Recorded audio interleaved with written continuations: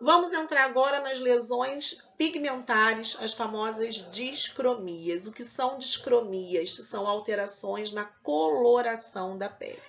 Essas alterações eu posso apresentar, né? O meu cliente pode apresentar, eu posso encontrar alterações onde a gente tem um aumento de síntese de melanina, a gente pode ter alterações que a gente tenha uma diminuição dessa deposição de melanina ou até mesmo a ausência completa dela. Por isso a gente tem as lesões hiperpigmentares, hipopigmentares ou até mesmo as acromias, que são lesões onde a gente não tem mais a presença do pigmento. Eu trouxe para vocês aqui as 3 principais lesões hiperpigmentares: os melasmas, as efélides e as cicatrizes hipercrômicas pós-inflamatórias. Essas lesões, gente, elas são ocasionadas, né, por diversos fatores. A gente tem a questão hormonal envolvida, a gente tem o próprio fator, né, da exposição ao sol. O sol é o nosso principal vilão quando a gente fala aí em termos de manchas na pele, seja hipercrômicas, hipocrômicas ou até mesmo acrômicas. A gente tem resposta inflamatória envolvida, que muitas vezes pode ser por uma acne, como o caso de uma cicatriz hipercrômica pós-inflamatória, pode ser pelo calor excessivo, pode ser por uma lesão, outro tipo de lesão que não seja acne. Então a gente tem, ou até mesmo o próprio processo de envelhecimento. Hoje a gente já sabe que o fibroblasto conversa com o melanócito também, e às vezes uma própria derme, né, onde a gente tem um desequilíbrio aí de metaloproteinases, que são enzimas que estão envolvidas, né, no processo de envelhecimento, que são enzimas responsáveis pela degradação do colágeno, que geram uma resposta inflamatória na derme,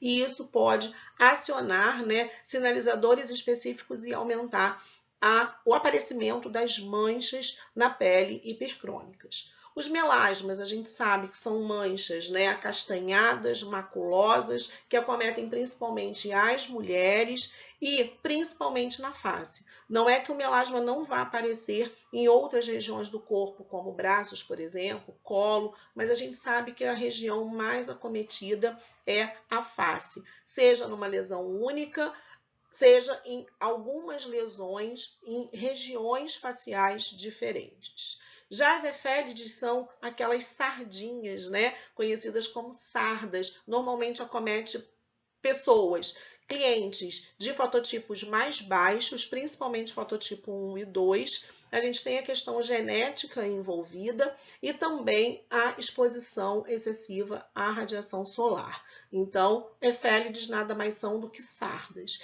E as hipercromias pós-inflamatórias ou cicatriz hipercrômicas pós-inflamatórias são aquelas lesões onde a gente tem o quê? Uma mancha por conta de uma lesão que a pele apresentou anteriormente. Aqui eu trouxe um exemplo de uma acne, que é muito comum, mas pode ser uma picada de mosquito, pode ser qualquer tipo de machucado que venha lesionar a pele e nesse processo de cicatrização, de regeneração de tecido, ocorreu o quê? Um aumento de deposição de melanina.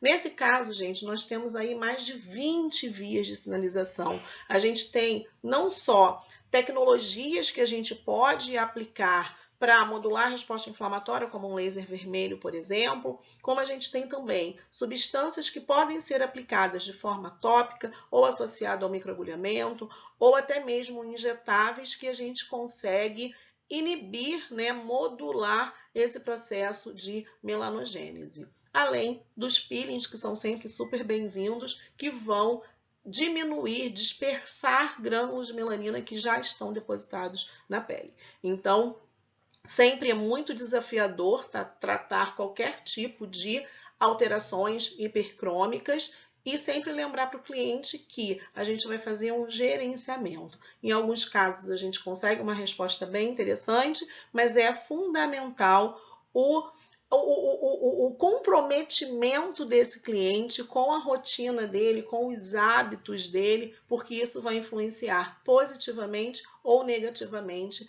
nessas lesões pigmentares. Uma outra disfunção estética muito comum é a rosácea.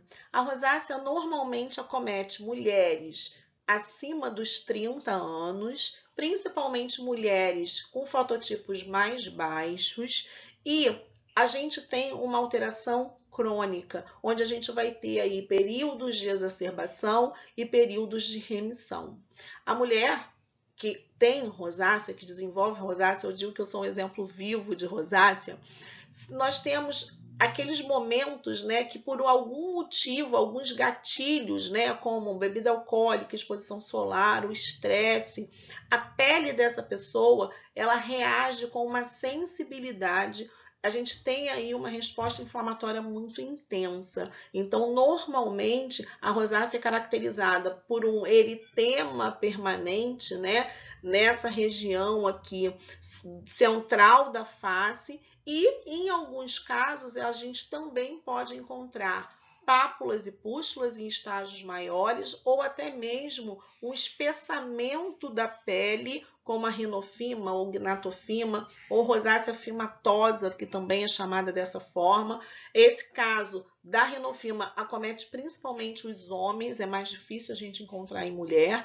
Os dois primeiros casos, a eritema tutelangectásica e a pápula pustular, é mais comum nas mulheres, mas também pode acometer os homens. Mas enfim, os primeiros dois tipos são mais comuns nas mulheres e o último mais comum nos homens. Mas em todos os casos, a gente não tem cura, a gente tem controle dos sinais e sintomas. No caso da rinofima, é sempre importante, né, a gente também procurar encaminhar o paciente para um médico, porque atualmente tem alguns peelings que os médicos usam, ou até mesmo a gente pode fazer. Tem alguns equipamentos de laser que são indicados, mas normalmente o que eu ainda mais vejo são intervenções cirúrgicas. E que até hoje é muito questionado e muito bem analisado, avaliado, porque quem tem rinofima, por exemplo, em alguns casos faz o tratamento e as lesões voltam. Então, normalmente, hoje eu vejo que os profissionais estão cada vez mais avaliando esses casos. Nos primeiros, né, nas primeiras imagens, nos primeiros tipos que nós falamos, tanto a eritema tutelangectásica quanto a pápula pustular, aqui a gente precisa o quê? Controlar a resposta inflamatória. Já que a gente sabe que a gente tem aí uma inflamação, né, um processo inflamatório exacerbado, a gente precisa reequilibrar essa pele, hidratar essa pele, regenerar essa pele de uma forma muito efetiva.